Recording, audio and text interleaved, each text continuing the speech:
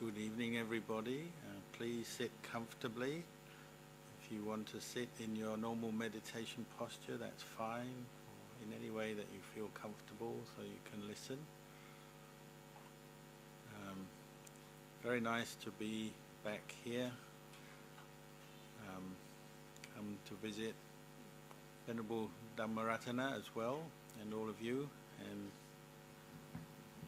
I haven't been here for 17 years, so it's nice to see that the Buddhist library is still doing well, and they have many activities here, and they have the Dhamma study courses, the library, and then the meditation classes.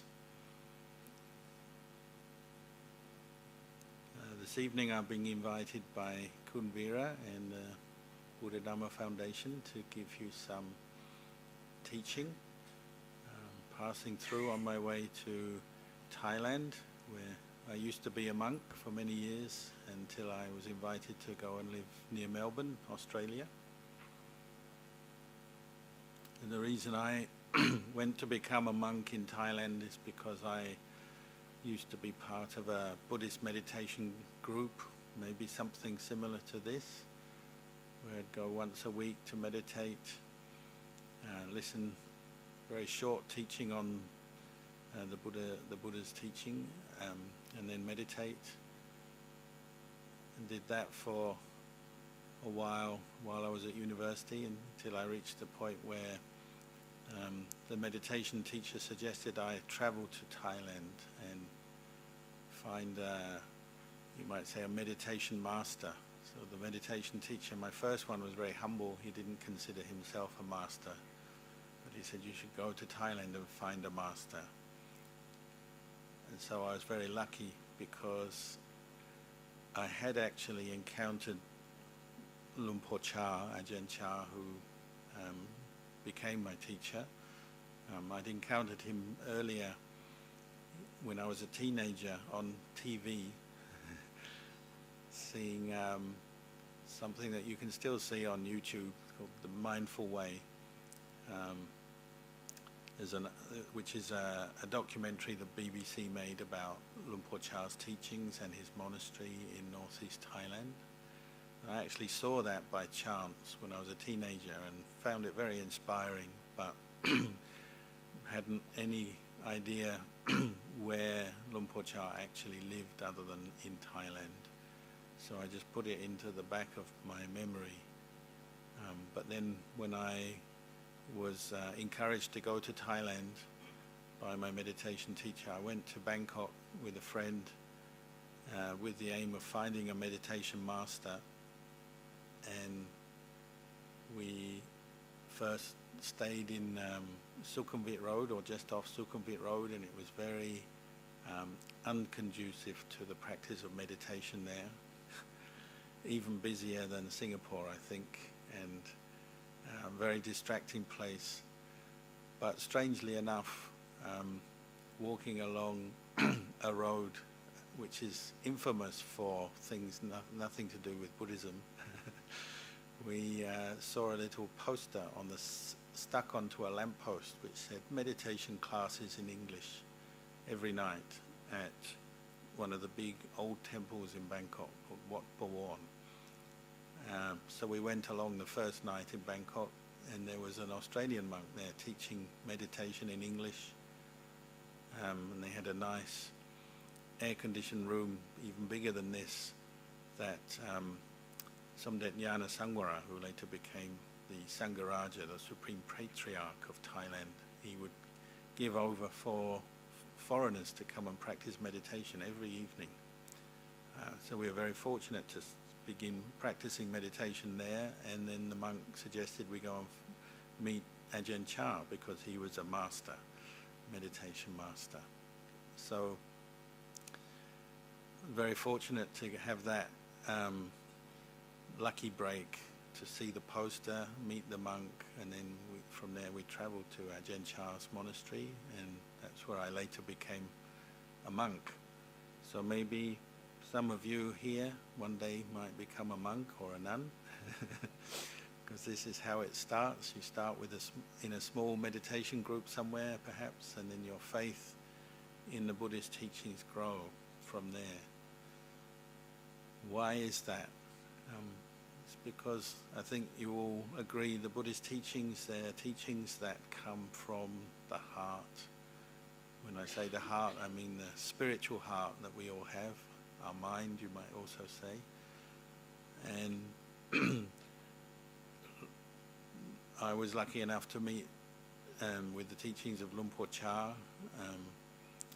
We call him a master, an enlightened teacher. He's somebody who understood the human mind or the spiritual heart of human beings very well. Obviously before him, the Buddha himself had a complete understanding of the human heart. And that's why we call him, an awakened one.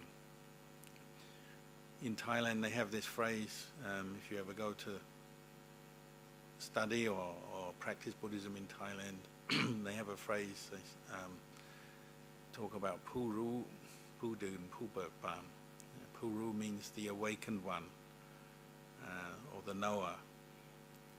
Pudun also means the state of awakening. Pubert Ban means one who is happy, joyous.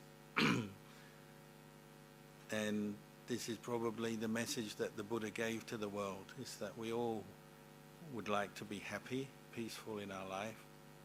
But to do that, we have to wake up. We have to wake up to the truth.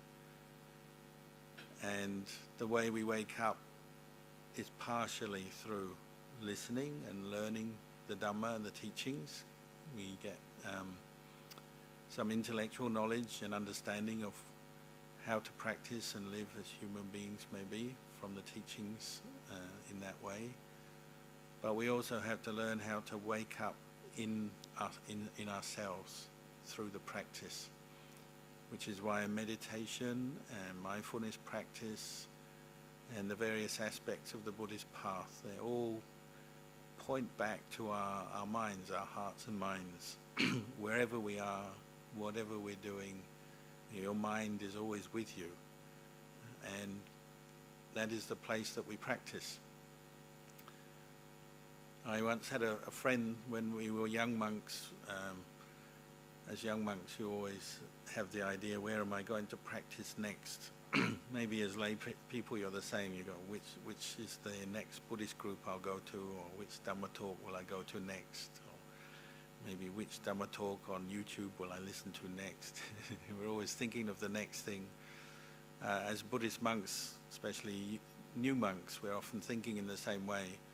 And this monk, he actually went to Ajahn Chah and said, where's the best place for me to practice? And Ajahn Chah gave him a very stern rebuke and said, the place of practice is not out there anywhere, it's here. It's in your own heart and mind. Wherever you are is the place of practice. And this is just pointing to the fact that, happiness, where does it come from? Well, it comes from here. Suffering, where does it come from? It comes from here. You might say that's the Buddha's message to the world, is we have to wake up to ourselves or learn about ourselves more as human beings if we want to experience peace and happiness, and we want to get beyond our stress and our suffering. Perhaps that was one of my first understandings. I can remember when I started meditating, I realized that I was always blaming the world around me for my problems and my suffering or my stress. I noticed how, when things go wrong or we have some problem, some issue in our life, or something painful happens, we're always looking for someone to blame or something to blame. We're always looking outside of ourselves. Sometimes we say our minds are a bit like a torch. When you use a torch at night, maybe no one uses them now because it's everywhere there's electricity. But in the old days, you might use a torch to go around in the dark. But your torch is always shining outwards, so you can see your way. It never shines back on yourself. And the Buddhist way of practice is learning how to shine the torch or shine our awareness back on ourselves. to look more closely at where the causes of our stress and suffering are coming from, and where we can go beyond them, where we can find peace and happiness. So I've always taken that as a very good starting point for my practice. It's like to learn to look back at myself, you could say to take responsibility for yourself, and learn to look back at yourself as the place where suffering and happiness arise. They arise within us, within this body, with this mind sitting right here. So when they talk about the Buddha as the awakened one, he's awakening to the way things are, the way he was as a human being. He understood that very well, and that's where his wisdom led to his own enlightenment, end of suffering. You probably all know the Buddha's life story. So when he was young, he left his palace or residence. He was born to a nobleman who ran the country in that part of northern India. When he was brought up, he always had doubts about what's the purpose of life, why are we here, why are we born?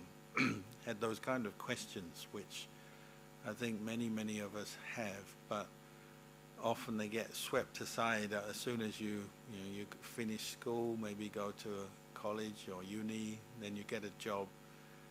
You may have had those questions, why are we here, what's the purpose of life?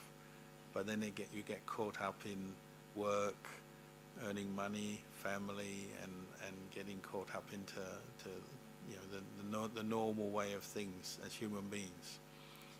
But for the Buddha, those questions stuck in his heart. Maybe that's why he became such a great sage. He never gave up his interest in finding out the truth. He always had that curiosity or inquisitiveness right from when he was a young man. So he's questioning, where does real happiness come from? What's the purpose of life? Why are we here? Those kind of questions I would imagine he had. And that's what led him to leave the comfort of his very wealthy upbringing, the comfort and the power and the all the good things he had as a young man.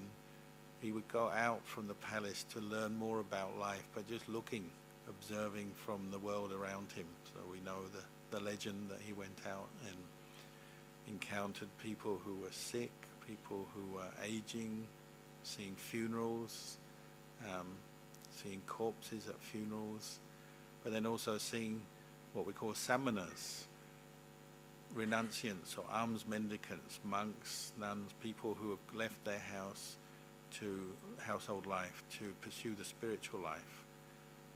And these were stimulating these questions he had in his heart. These were stimulating some of the answers. He's thinking, everyone in this world, once you're born, you get older. Everyone has to face sickness, one kind or another, aches and pains, or more serious sicknesses, illness, injury. Everybody has to experience the ups and downs of life, you might say. Life is not all smooth, convenient, easy for us as human beings. We have to face these basic problems. Right to the end of our life, we have to face aging, sickness, and then eventually death. The Buddha always had this kind of question in his mind. He said, so is there anything more than that? Anything beyond that, above that, beyond that? Where does real happiness come from? And he was in a good position to consider these issues because he was from a wealthy background. He had what we all seek in life on the worldly plane. We all seek to have wealth, convenience, power, reputation, all the things we call worldly happiness. He already had, and yet he could see these are not ultimate happiness yet. They're not going to completely take away the suffering and stresses of life, because even if you attain worldly happiness, worldly success, You still have to face old age, sickness, death. We still get angry, we still get worried, afraid. You know, the stresses and sufferings of life are still there for all of us as human beings. So this is what motivated the Buddha to leave his lay life, leave his family, leave the lifestyle that he was used to, and go out into the forest and pursue the Dhamma. And where did he pursue it? Well, he pursued it here, in his own heart, training himself in meditation and developing more what you might call self-awareness, not just through meditation, but also through wise reflection, contemplating the truth. And that ultimately led to his own experience of awakening, enlightenment, and led on to the teachings that we now have that we call Buddhism, or the Buddhist teachings, the Buddhist religion, whatever way you want to call it. They're coming from somebody who's awoken to the truth through his own efforts. That's what's very special or unique about a Buddha, is that the Buddha didn't have a teacher. He was persistent enough, wise enough, self-sacrificing enough to really pursue the truth till he understood the truth. You might say in a modern way, you might say till he owned the truth. But the Buddha did that, but then out of compassion, he came back and taught us, taught others. From that time onwards, right till today, we still have the Buddhist teachings available. So one thing I've learned from practicing as a monk for all these years, first in Thailand, now I live in Australia, is that, you know, the place of practice is ourselves. That's the starting point. Happiness, suffering, it arises here. So one way, probably, you get asked these questions as well. You live in Singapore, sometimes people say, oh, you're Buddhist, what do you believe in, or what do you do as a Buddhist? Well, as a Buddhist, we learn about ourselves. We bring our attention back to this body, this mind, regularly, frequently, through our day, through our life, to find out more about what it is to be a human being, and to find out what's important, what's not important, what leads to peace and happiness, what doesn't, and learning from ourselves. Obviously in this world there's much knowledge we can gain, and we spend an awful lot of time seeking knowledge through our own education, in the education system, but then through skills and knowledge we learn to do with our work, our career, knowledge to do with family life, hobbies, all kinds of pursuits. We seek knowledge all the time in the world, but it tends to be more of this superficial knowledge.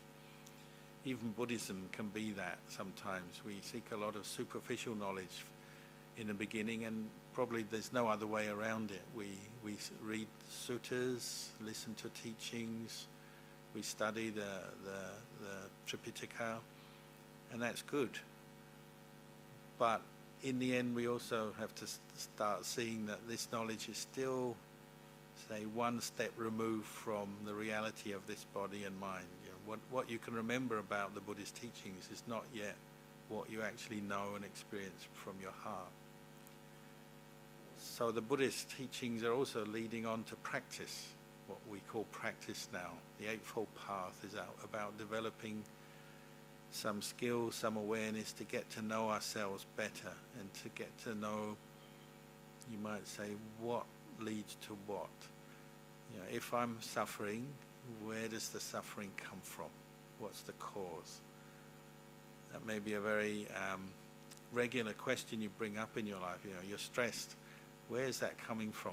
But I actually think most people are not doing that very much. I think most people, judging from myself as well, when we experience any kind of stress or suffering in life, we tend to just run away from it, don't we? We try to find distraction, or we're trying to find a quick solution. So, you know, you have some illness, you go to the doctor, say, give me something.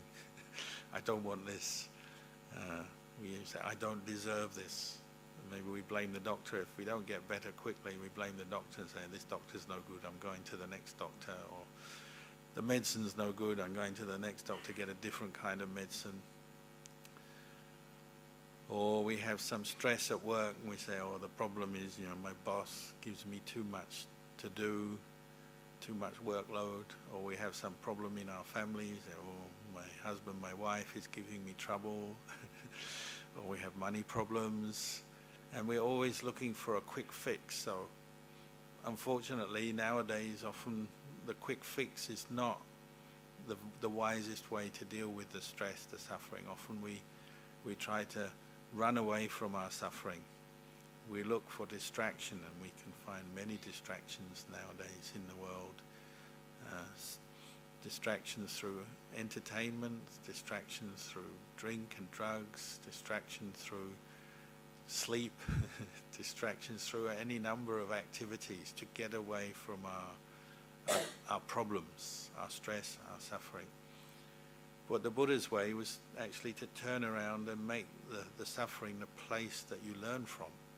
It's the starting point for this practice of awakening to the truth. And you see from the Buddha and from his own life and from all the enlightened masters and people who have practiced what the Buddha taught, one thing they all have in common is that they have this willingness to face stress, face suffering, and look at it and learn from it. If we talk about this in terms of the Buddhist teachings, you might say this is the first noble truth. We've all heard of the Four Noble Truths, the Arya Satchadhamma. Well, the first one is dukkha. And dukkha means the pain, the suffering, the difficulties of life. And nobody wants pain or difficulty, but we always seek to just escape from it, run away from it, is our habit. Whereas the Buddha encourages us to learn from it, get to know it. And that's actually something that can be very useful to us. You might say this is a very important point in the beginning of our practice of this Buddhist path, is get the right attitude, is that suffering can teach us something. Suffering can be a place where we learn and grow as human beings. I've been in Singapore for a couple of days now and been hearing about the history of Singapore, and it's all about people facing up to problems and learning from them to overcome problems, mainly on the material level, learning to get a good water supply, learning to get the economy going, learning how to reclaim the land, to expand the land mass of Singapore because it's a very small island state. Humans are constantly using problems and difficulties that come up to grow, to learn and find solutions, but it tends to be more on the outside. We're very good at solving problems to do with the traffic or the way to buy and sell and trade things in this world. But when it comes to our own internal suffering, our feelings of stress, the fears, the worries and things we have, we don't tend to do it so well. We tend to escape from that suffering rather than turn around and look at it. So you might say the beginning of Buddhist practice is when you have enough insight or understanding and then enough effort, and you're bold enough, brave enough to actually turn around and start looking inside to see where your suffering comes from and then where you can solve it. Because it doesn't just stop there. Like a lot of people complain, they come and they say, oh, Buddhism just talks about suffering, very depressing kind of teaching, I want something that will make me feel better. Well, of course, the Buddha didn't just talk about suffering alone. He just said, begin with understanding suffering, but then you move on to, looking at what the cause of suffering is, and then also finding the remedy, the solution to suffering. He taught the whole process, not just suffering alone. He also taught the end of suffering. But in order to end our suffering, we've got to understand what the problem is. Like if in Singapore you have a shortage of water, that's your problem. Then you have to look, how can we increase the water supply? So we'll build a desalination plant so we all have enough water. We build a reservoir and we purify the water we've got so that it's better quality. It's the same with our own hearts and minds. you start with the understanding, oh, sometimes I get stressed, I get angry, I get worried, I get sad. Where's this coming from? What can I do about it? This is the same kind of questions that the Buddha had. This is the same questions that all the enlightened masters have had over the years. Anybody who's benefited from the Buddhist teachings have been contemplating these kind of issues. So the Buddha gave a remedy. And the remedy is the Eightfold Path, the fourth noble truth. And that's something that we can all learn about and apply in our daily lives. Again, often we look at Buddhism as something that only exists in temples or in Buddhist shrines, Buddhist temples, monasteries, or in the books. But really the Four Noble Truths, suffering, the cause of suffering, the end of suffering, they're all about us as human beings. It's about bringing the books and what you learn and practice in the temples back into your heart, into your daily life. And literally every day, learning to reflect on your experience, but you use this as a model. You use the Four Noble Truths as a model. So the Buddha gave this path of practice, what we call the Eightfold Noble Path, as a way out of suffering. And it applies to every one of us, man, woman, Singaporean, Australian, wherever you're from, wherever you are in this world, you can make use of these teachings. But it's about learning to turn your attention back in on yourself as much as remembering the teachings or discussing them. We also have to learn to become more aware of ourselves.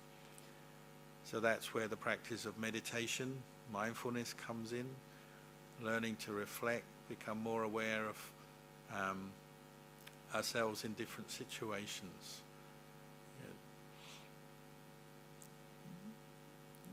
When we practice the Eightfold Noble Path, we tend to talk about the practice of right speech, right action.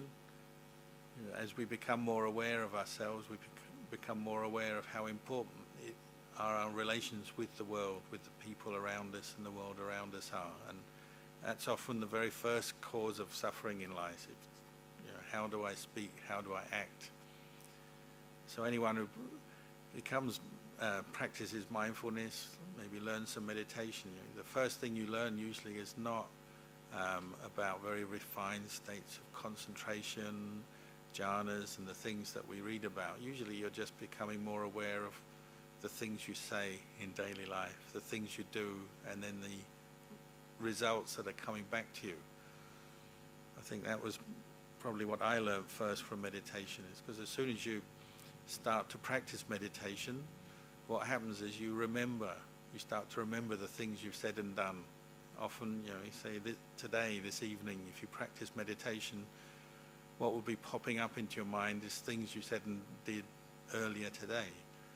Things other people said to you, what you said to them, decisions you made, different activities you were involved with, the stresses, the successes, the happinesses of things that you've been through in this very day will be popping up into your mind, won't they, as memories. And maybe your first sort of goal in meditation is just to understand yourself better and see how what you're doing and saying every day is affecting your mind. Because your mind remembers, doesn't it? It leaves an impression on your mind. And this is the teaching of karma, understanding that karma is at work all the time, cause and effect, cause and result. It's something that's very, very powerful in the world. Again, in our lives as human beings, we tend to focus on the material things all the time. We like to build big buildings, strong buildings, make vehicles, airplanes or ships or cars that go fast and can be controlled by us, technology that's very efficient and so on. But one thing we often overlook is the power of karma. It's just a simple process of cause and result is something that the Buddha noticed through his own process of awakening, and he came to realize that karma is actually underlying everything we do, the experiences we have, and it's a law of nature, just in the same way as, any other law of nature to do with physics and science and medicine and so on. Karma is at work all the time, and it's something you can't avoid, you can't get away from. It's happening all the time. We just, obviously most of the time, we're not realizing the karma we're making. But as we start to practice meditation, become more aware, then we do get to know the karma that we make. And where do we know it? It was in our own heart. So as you practice meditation, you notice what you've said and done, how it's affected you. Maybe if you said something that was not very kind or not very wise, not very helpful, you remember it as you're becoming more aware of yourself, as you become more mindful. You become aware of it, and you maybe feel some mental pain as you remember what you said. Sometimes we even mentally go, ouch, as we remember something we said to somebody else during the course of our day, especially in a moment of stress or tension. We say something that later we regret it. That may be the first insight you have in meditation. It's not an experience of a great blissful state of samadhi or peace, but it's just, oh, I said something and I shouldn't have said that, or that was the wrong thing to say. Or sometimes you say something that's good, useful, and you remember that and you feel joy. Oh, I'm so glad I was able to give some words of encouragement to that person, or say something that comforted that person. It can work both ways. Karma is good and bad. It can have a good effect on our mind, the things we say, the things we do, and it can have a very negative impact on our mind and make us feel very unhappy. This is probably the starting point of Buddhist meditation, is becoming more aware of the karma that we're making. Sometimes it is quite painful as you wake up to the truth, because a lot of what we're learning is after the event. We already said it, we already did it, we already thought it, and that's, we're too late. We can't change what we've said and done, or even what we thought. We can't change it. Now we're becoming aware of what's happened, what's passed by. So one of the biggest obstacles people find to the Buddhist path of awakening is that they look at themselves, become more aware, and they don't like what they see at first. And they say, oh, I've got too many attachments and too many bad habits. I'm not a good meditator. I'm not a good Buddhist. So again, they want to run away. They've seen the suffering, but then they want to run away. So some people are like this. They start to meditate and they don't feel very good about themselves. So they say, I can't do this. Stop. It's a bit like, when you're going out to some special event and you want to look really good and you look in the mirror but you look lousy. You say, oh, I don't want to see it anymore. Take the mirror away. This is the mirror of the mind. As you become more aware, often the first things you see are not the nicest things. You're not so happy with what you see. But this is the suffering that we're starting to learn from, where the Buddha said we can learn is actually look at some of the things. Some of them are better and more pleasant. Some parts of our mind are not so pleasant. The only way we can improve as human beings is to become more honest and more clear with ourselves, to look more clearly. So the Buddha said it's a bit like learning to develop a looking glass or a reflection on our own mind. As we become more aware of ourselves, we become more mindful, and then we start to reflect on ourselves. It's like holding up a mirror to your mind. And you have to be able to accept, there'll be some good things you see and some not good things you see. Just as when you look in the mirror, physically, the physical mirror, the ordinary looking glass mirror, you see your face, you'll see all the blemishes. You maybe quite like your face, or maybe you don't like your face, but it will expose everything. And you have to look and you have to be honest and accept, oh, that's what it looks like.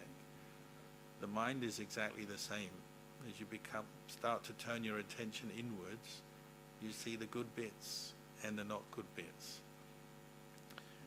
So there's one quality that the Buddha said we have to also have right from the beginning of our practice, and that's the quality of kindness, goodwill, compassion for ourselves as human beings, not just for other people. That's often what we think more about when we practice Buddhism, but for ourselves. And the practice of the Eightfold Path, and particularly developing mindfulness, awareness, and then wisely reflecting on our experience, we say is a practice of kindness for ourselves as one human being. And if you're very kind to someone, that means you accept them for what they are. You accept the good bits, the bad bits. Just like, it's easy if it's somebody else, like someone in your family, like a family member, you tend to forgive them easily because they're your brother, your child, your parent. You tend to accept them.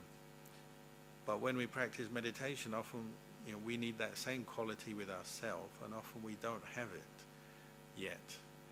We're forgetting that we need to have this goodwill and acceptance of ourselves. And when we see some suffering, or we see something that's not so good, often we run away straight away. We don't want to know. We're not happy with ourselves, so we try to get away, and often it means we don't really progress with our practice.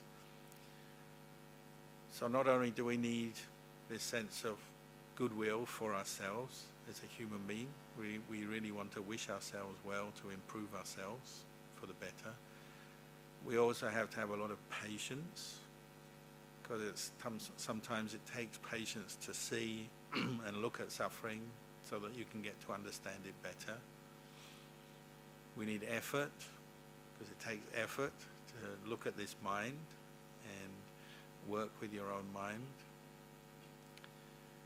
And we also need to be able to look and understand the mind in an unbiased way, a non-judgmental way. It's another aspect of goodwill or metta or compassion, is that we have to be able to develop this sense of not judging ourselves too much. And that doesn't mean to say blocking out what we see and just saying, oh, it's all good, or it's all bad either. It's more developing the ability just to witness our own body, speech and mind, who we are, how we are in the present moment, developing that awareness and not judging ourselves, but just learning from our experience. Just as any aspect of life, whether it's science, the economy, any branch of knowledge that we learn about, you have to try and bring that sense of unbiased awareness to that field of knowledge that you're studying from.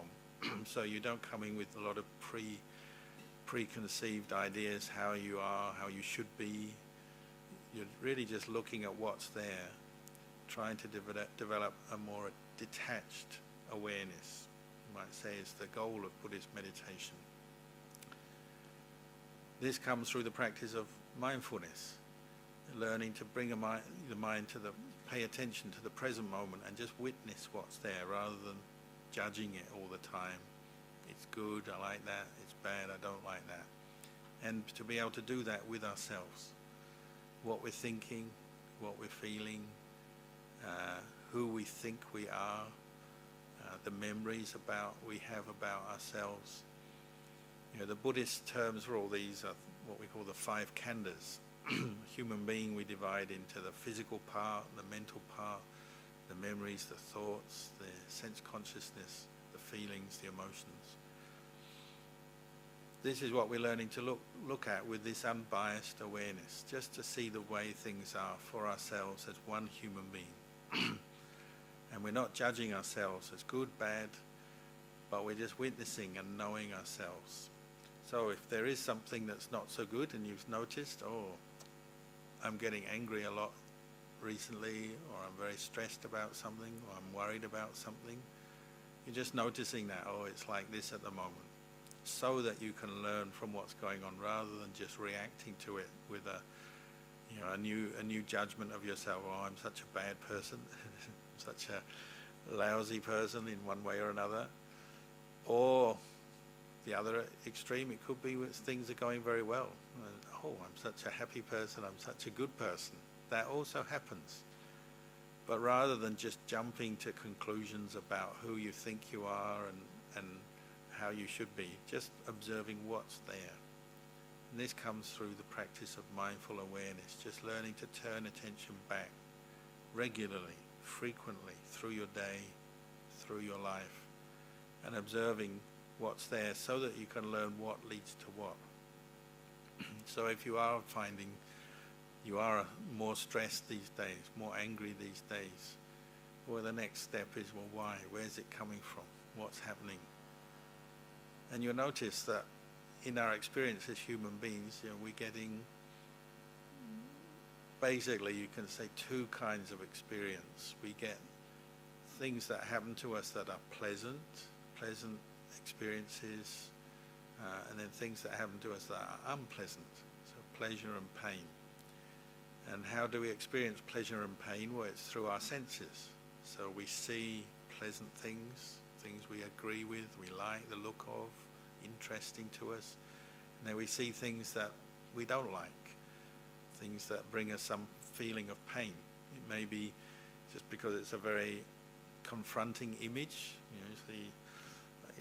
This morning we're walking on the road and there's a picture of a dog. It says, "Pick up your dog poo."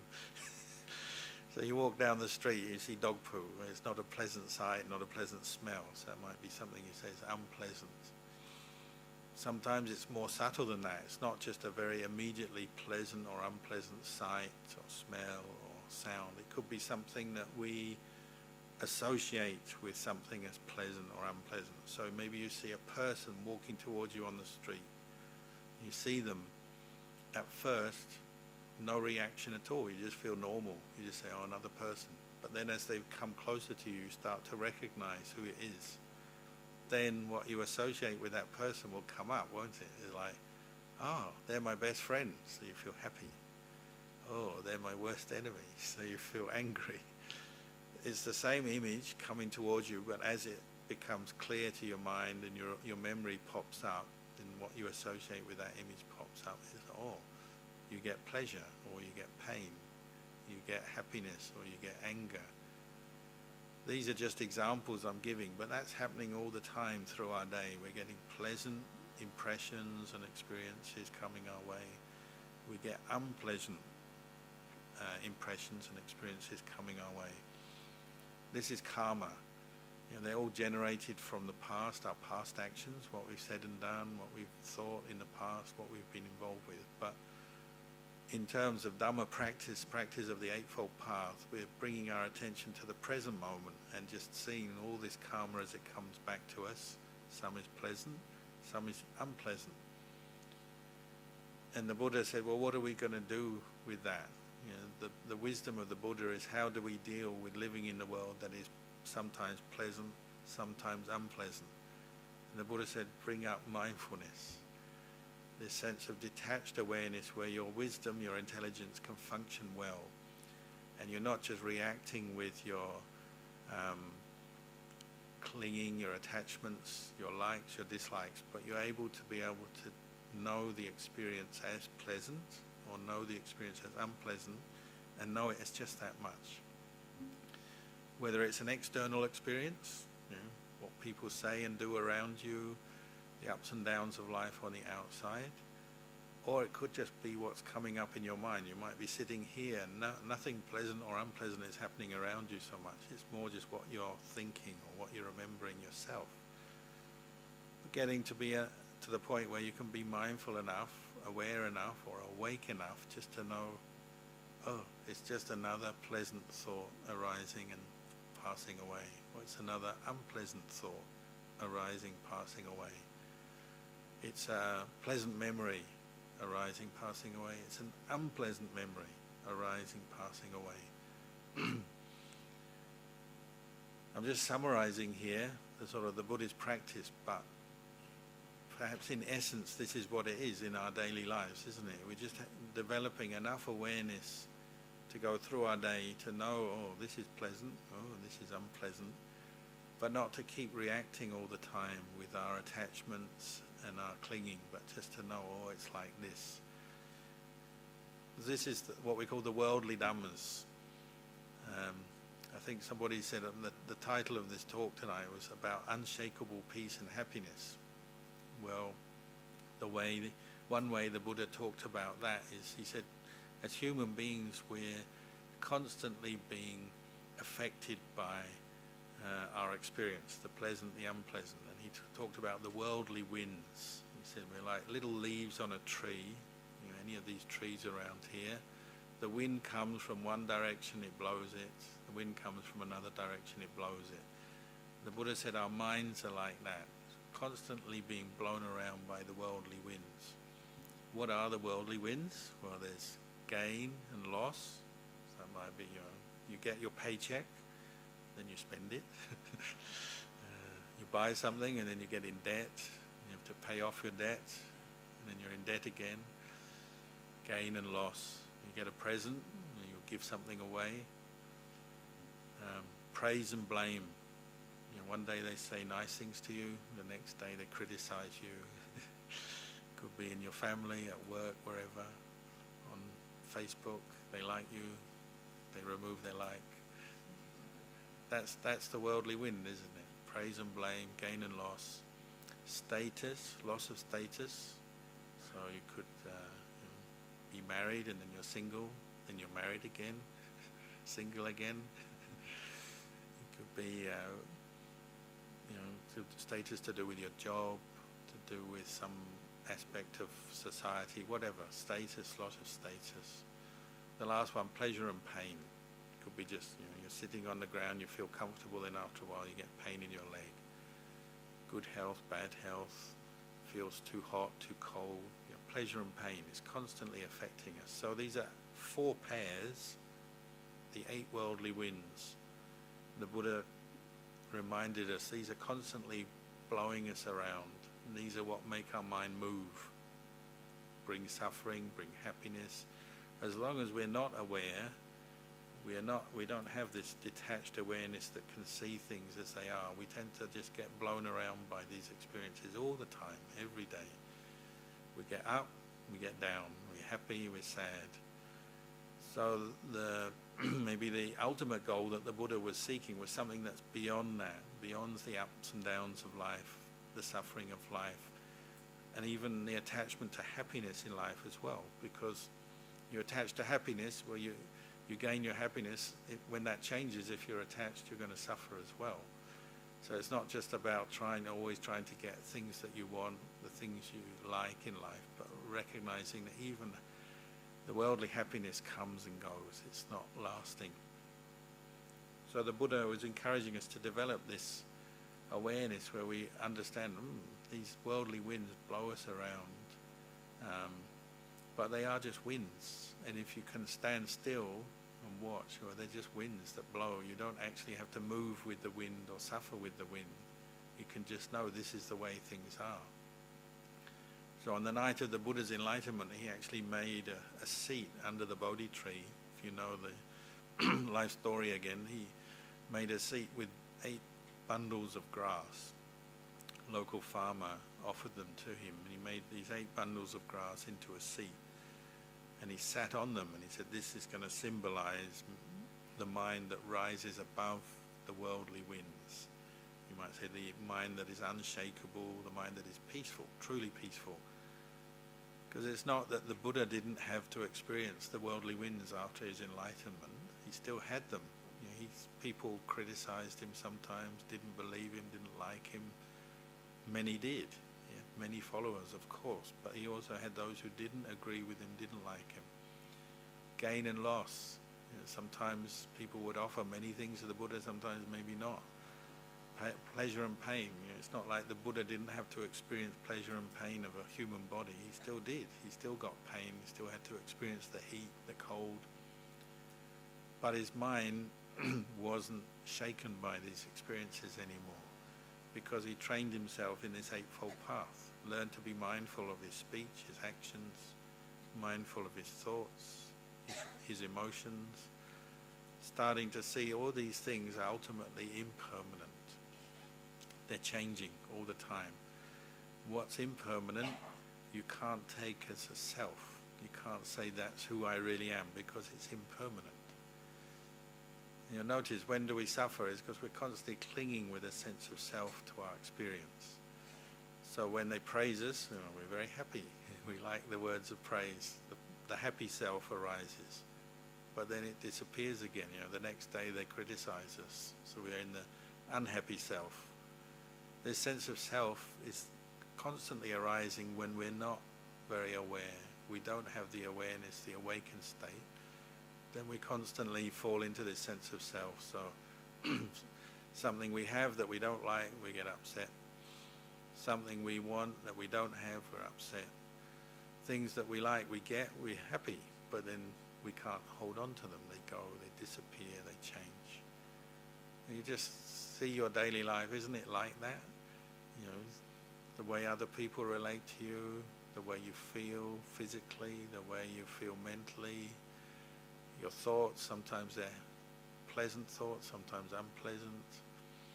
The way the world is around you, the economy goes up, the economy goes down, the weather's hot, the weather's cold. It's like this, isn't it? Human life is like this. So the Buddha's answer to that is how to develop more awareness and reflect on these things to see them as the way they are. So they're ultimately impermanent. And what's impermanent is not self.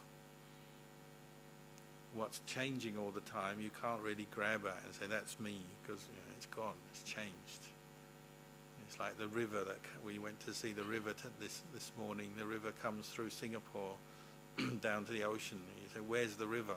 Whatever bit you point to is no longer that river because it's gone, isn't it? The river's constantly moving. Our experience in life is a bit like that, isn't it? The ups and downs of life are constantly changing, moving.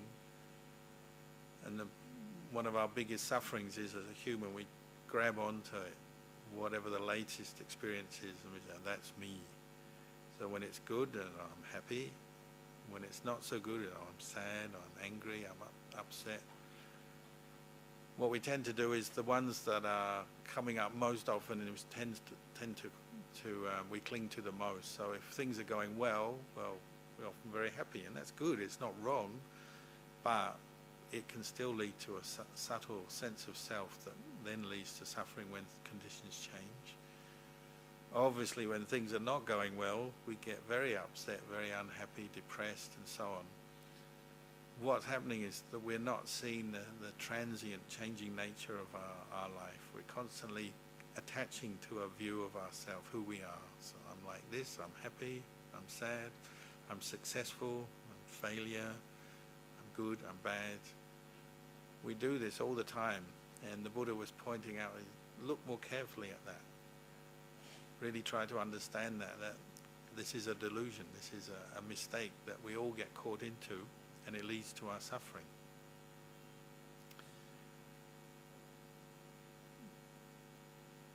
So I've talked quite a lot for now. Maybe for the last part of this evening I'll open up for some questions. If you have any doubts or need clarity on what I was talking about, feel free. So there. Okay.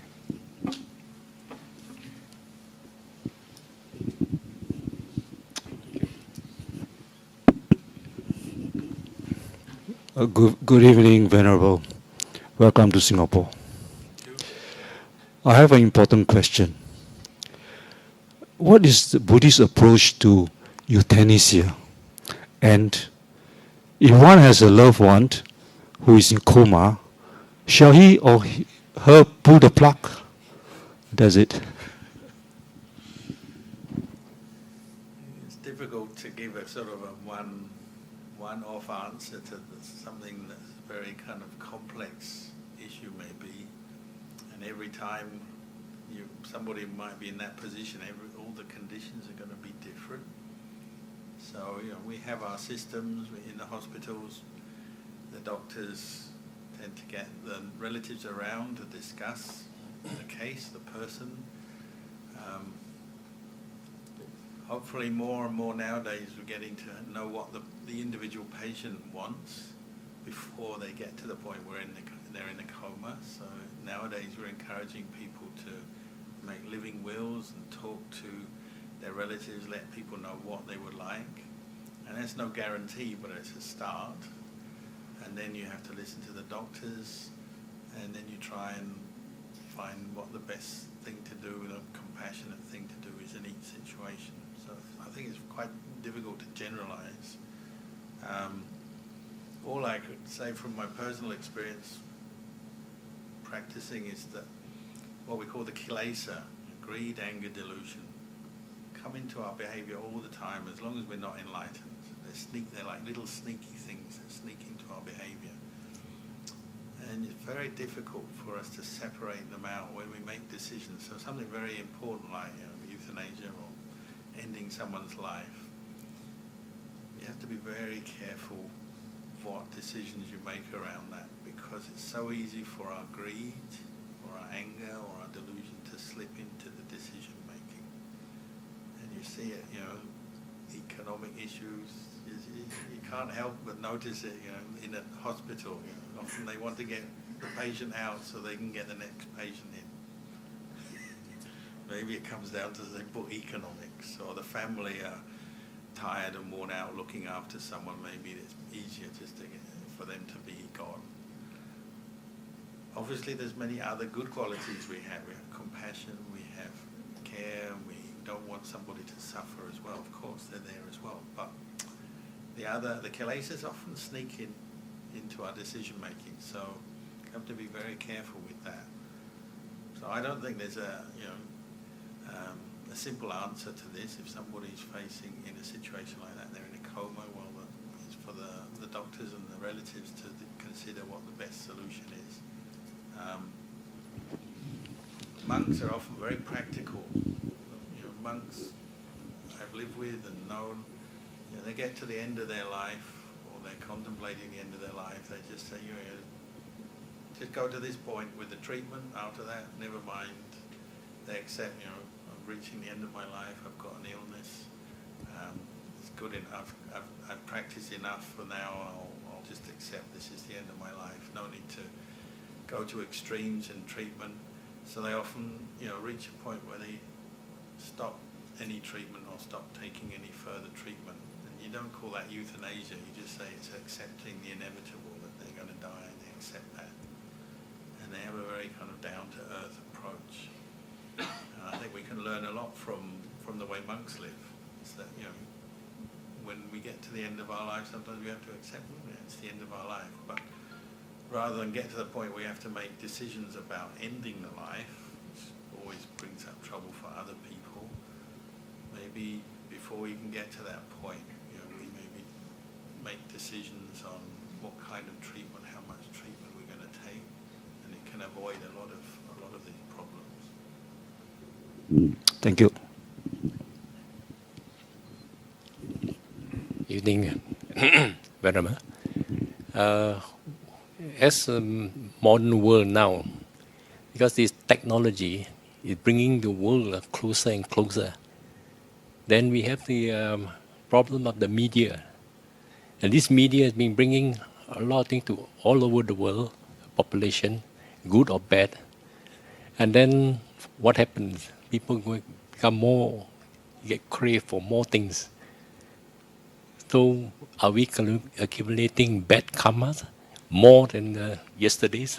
It all depends on your mind, doesn't it? The media itself is kind of neutral. The technology is neutral. It can be used very well. It can be used to increase our suffering, more craving, more attachment. It's neutral. So we have to bring the same qualities into how we deal with technology, social media and so on, as we would in any other aspect of our practice. So try to use things ethically, morally, so you're not using them to harm yourself or others. Use them for gaining knowledge that can help people, help society. Use the Dhamma. Obviously, commerce and business doesn't use the Dhamma often. You're just purely thinking about what makes money. So, of course, the media and technology can be misused, can be used for weapons, can be used to harm people, influence the world in very negative ways. Of course it can. But, that's for other people. If that's what they're doing, they have to accept responsibility for what they're doing. But we, if we're lucky enough to have come in contact with the Buddhist teachings, we can use some good qualities, use morality, use wisdom, use mindfulness. And, you can use a computer to read the Dhamma, listen to the Dhamma. You have to be discerning. Think about how you use technology, why you use it, how much you use it. Don't let it become something that you're enslaved to, but use it as a tool, like any other tool. You use it for your own benefit and the benefit of others. And we have to constantly review that. There's no one, you make your decision today and that's it for the rest of your life. You constantly review how you're interacting with the world, how it's influencing your mind. So, for example, a very common problem now is, particularly older people, it seems to be, people get very disturbed by news because there's a lot of negative news. And that's because news channels, news outlets, they know that bad news sells better. And you've talked to them, I've talked to journalists, and they say that's their instruction, is to find the bad news. It's unfortunate, but it sells well. So the purpose is not in line with Dhamma then, it's just to make money. So you turn the news on, or you read the news, you're going to see a lot of the more negative things about our society and about life. And it's not that it's not true, it's just it's biased, because you'll see 10 negative news articles and maybe one slightly good one, but very rarely do you see good news, because it doesn't sell. So you have to be aware of that. What I'm reading, listening to is going to be more negative. You're going to remember that. It's going to maybe affect your outlook on the world. So many older people think the world is coming to an end. It's a bad place. What's it coming to? It's not like when I was young. You hear those sort of things. One part of it is just what you're looking at and watching. So maybe turn the news off and watch less news, because it can affect our mind. They talk about, say in Singapore, maybe one politician is corrupt or somebody steals something, but they don't talk about the other 5 million people who are doing very good things today. It doesn't make the news, does it? So then you start thinking, what's coming to? Singapore is a very corrupt place. But then forgetting there's 5 million people who maybe weren't very corrupt today, maybe doing very good things, helping their family, working, doing all kinds of good things, but it just didn't make the news.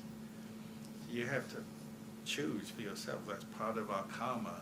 We use our mind, our intellect, our intelligence to make wise decisions. That may be simply to turn something on or turn it off. How we engage with social media is just like people. How do we talk to each other? Do we talk with kindness, with mindfulness, useful things? Or are we just gossiping? Or are we speaking in a way that leads to disharmony and sets people apart? So our speech is just as important as what we look at on a computer or on our phone. These are all parts of the practice, and we constantly have to be thinking about this and what's the right amount.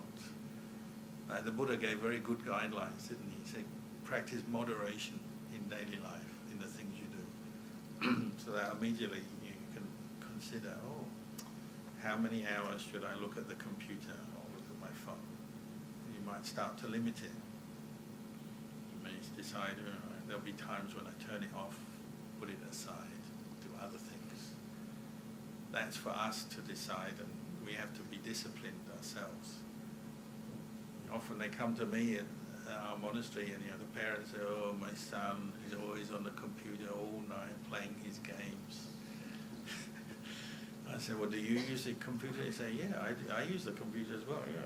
Parents maybe have to be an example to the young ones. Teach them about moderation, balance in the way we use technology.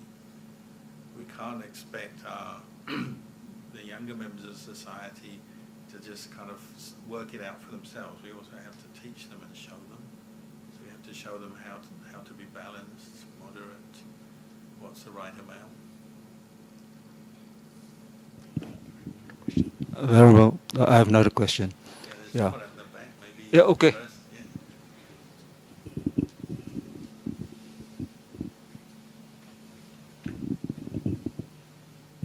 Yeah. Yeah, Venerable Ajahn, simpler question for you.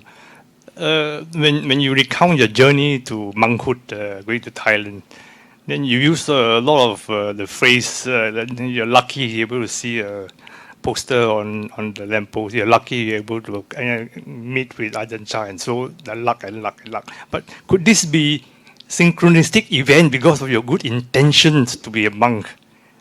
Is it possible that these are synchronistic events? And as a follow-up of that, when you are moving towards arahanthood, you get more of this synchronistic event happening to you. So can you elaborate a bit on this? We tend to say it's good karma, isn't it? Good causes from the past will lead to good results, both in this life and maybe in future lives, or from past lives into this life. It's also maybe just where your mind is at. So if you're looking for a teacher, well, you start noticing the way to find a teacher. If you're just looking for something more worldly, well, you'll find that. It depends what you're looking for. The joke was, I was in the red light district of Bangkok, but I wasn't interested in what they had on offer. I was looking for an enlightened master. I was looking in the wrong place, but still I found something on a lamppost, so I was just lucky.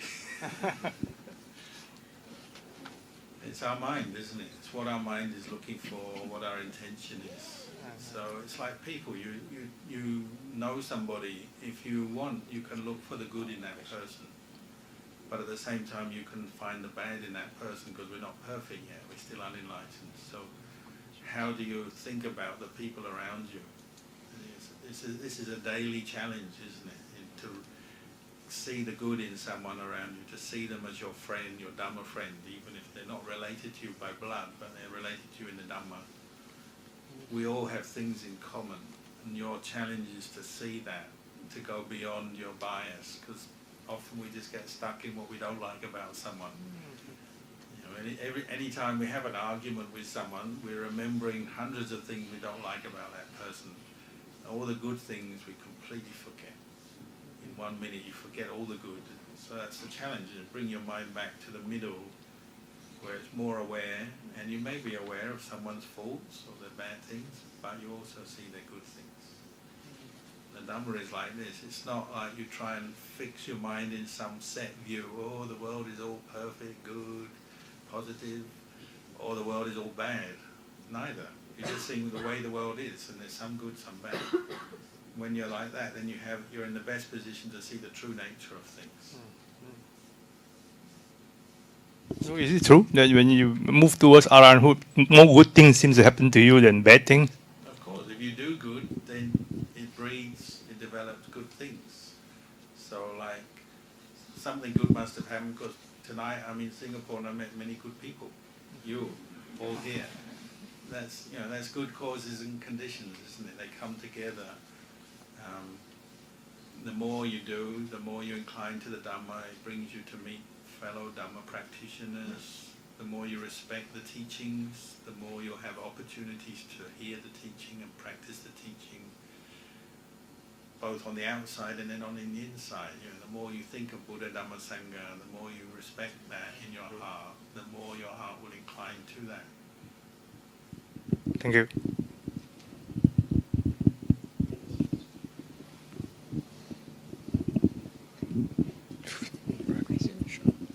Hi. How Buddhists would deal with activism?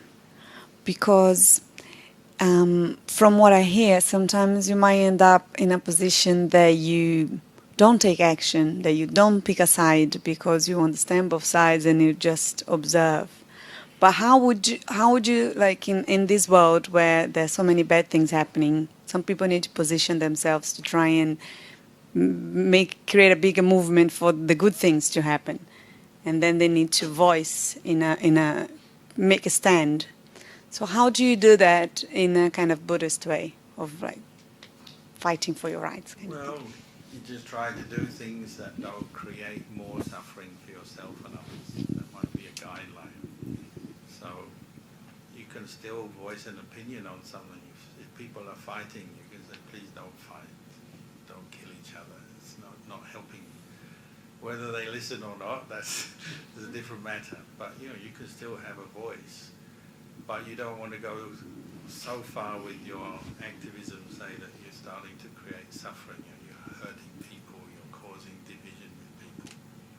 So there's a balance there. Each individual maybe approaches it differently. Say as a monk, we have all kinds of rules, what we can and can't do. It's very refined discipline. So usually monks don't go protesting on the street or that kind of thing. We use very peaceful methods and encourage people to understand each other and so on, and solve the problems in peaceful ways. But it doesn't mean to say we don't do anything. We might encourage dialogue, encourage people to solve their problems in different ways, encourage people to use their skills. We do, but you're always thinking about the long-term results as well. You don't want to cause more suffering, more misunderstanding. So you just use your intelligence, use your skills to try and solve the problem. If it involves other people, get to people to talk to each other or whatever, but not to create extra suffering in that situation. And sometimes doing what you say, doing nothing, sometimes that's doing something. Consciously doing nothing often takes a lot of effort. It depends on the situation. Being patient with people who are difficult, say. You might say, oh, you're not doing anything, but maybe you're consciously being patient. On the outside, nobody can really tell what you're doing, but they can just see you're not being very physically or verbally active, maybe, but maybe mentally you're being very strong in that situation. Maybe someone abuses you, but you don't give in to your anger, so you don't argue back. Or they might say, oh, you're being weak, you're not standing up to yourself, for yourself. But maybe you are, just in a very peaceful way. You're being very patient, non-violent, non-abusive in that situation. It's hard to generalize, but being still or quiet isn't always a sign of being weak or inactive. Sometimes it's just a way of dealing with the situation. Gandhi did very well with non-violence. Okay, we've got time for last 1 to 2 more questions. Any more?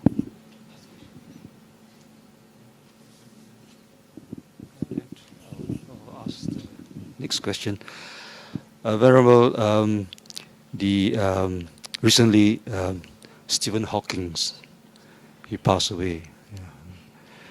And he wrote something like, there's a parallel universe. That I heard from one of the teachers saying that Buddha also spoke about parallel universe. About what? Parallel universe. Parallel universe. Yeah. So I wonder whether you read anything about such thing? Well, I have read. I'm not sure what the Buddha said, but certainly in the commentaries to what the Buddha said, they talk about parallel universe. There's the famous incident where I believe, was it Venerable Moggallana, was trying to test the extent of his psychic ability to take his mind out of his body and travel through the universe, astral travel. And he got so far away that he got lost. But he went into this second universe, and there was another Buddha there. And this other Buddha, being a Buddha, knew what was happening. He said, oh, this monk has come all the way here, now he's lost, he can't get back. So that Buddha sent a ray of light, like a beacon or a guiding light, a landing strip light that way. And then our Buddha, Gautama the Buddha, sent a light this way, so it formed a bridge so Moggallana can get back. There's a story monks like to talk about. You can believe it, not believe it, but I think more important is if there is a parallel universe full of people, whether they look like us or they get big heads or whatever, they're still going to be subject to old age, sickness and death. They've still got to develop understanding of the Four Noble Truths to get out of their suffering. It's going to be exactly the same because the wisdom of the Buddha is it's immeasurable, And it applies to all of us, whether we're this universe, some other universe, it's the same. The Four Noble Truths will still apply. That's my confidence, because I can see there's such a special, all-embracing model that fits for any kind of life form anywhere. If you've been born in the universe or another universe, you're going to suffer old age, sickness and death. You're going to have irritations, aliens come from another planet, they're going to still get angry. So we use the Four Noble Truths, and that's good enough. And if aliens do come from another planet, well, we'll give them the Four Noble Truths as a gift.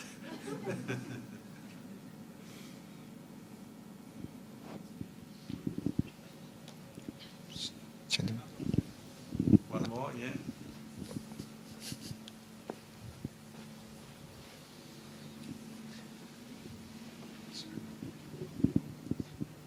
Yeah, thank you. I want to ask about the first precept of the first precept of the 5 precepts. It's about refrain from killing. I believe during the Buddha's time, when this precept came about, it refers to physical death. It means physical killing.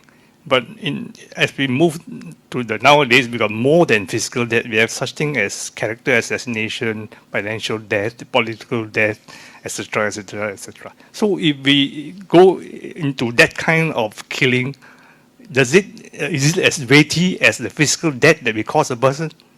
I mean, non-physical death. What I mean is probably not, but it's still negative karma, isn't it?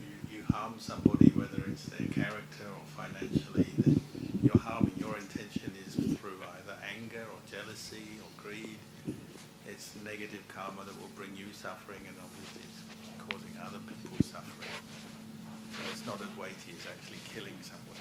You ruin someone's business, it's not as weighty as actually physically killing them. Even monks get killed. We say when a monk disrobes, we say, oh, he died. Died from goodness. Doesn't mean to say that's the end of that person. It just means a monk is in a position to do a lot of good. So maybe somebody gives up the robes, they die from being in that position to do a lot of good. You can use this word death in different ways, can't you? You can die from your job, die from your marriage, die from goodness. You could die from Buddhism. Maybe you're still alive physically, but mentally you give up any interest or respect for Buddhadhamma Sangha, and it happens. People lose their way, they get lost. It's very sad. Mentally we say it's like a death, because they've come away from the Buddhist teachings. Or Ajahn Chah used to say, you're unmindful for 5 minutes, it's like you die for 5 minutes. Because you think, when you lose your mindfulness, your mind is off, drifting, thinking about something according to your greed or attachments. It's like you're dead at that time, and that's where we make karma. How can people kill each other? Because they've lost their awareness to the point they can actually kill each other or commit horrible acts. But even that's the extreme. But in an ordinary day, how many times do we lose our mindfulness?